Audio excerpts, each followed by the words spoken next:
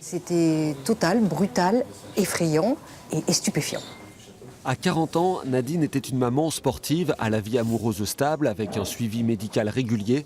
L'annonce de son cancer du col de l'utérus après une visite de routine a été un choc. J'en avais entendu parler. Autour de moi, il y avait des personnes qui avaient eu un cancer et qui étaient décédées justement. Donc ça m'a fait très très peur.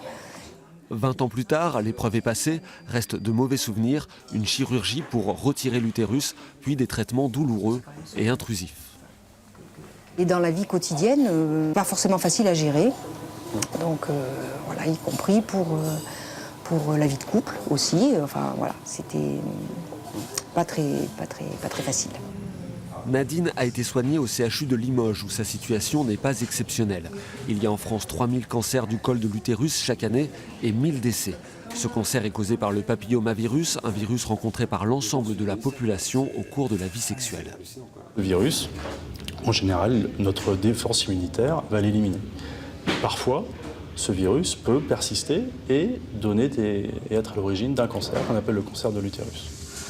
Il existe un vaccin contre ce virus, mais aujourd'hui, la couverture vaccinale en France est très faible, environ 20%. Michel Cognier, professeur d'immunologie à Limoges, dénonce une peur irrationnelle de la vaccination qui a un véritable impact.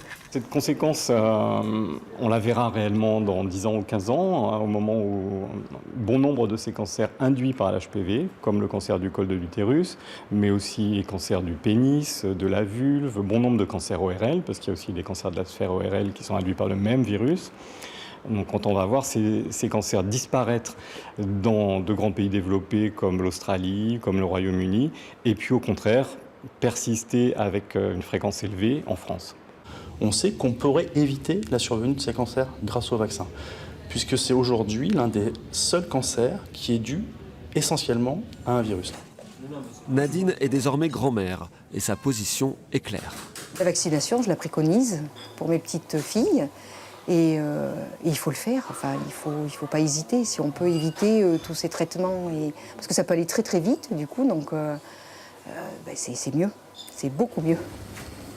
En France, la vaccination est aujourd'hui recommandée pour les jeunes filles entre 11 et 14 ans avant les premières relations sexuelles et pour les hommes jusqu'à 26 ans en cas de relations homosexuelles. En Australie, tous les enfants sont vaccinés directement à l'école.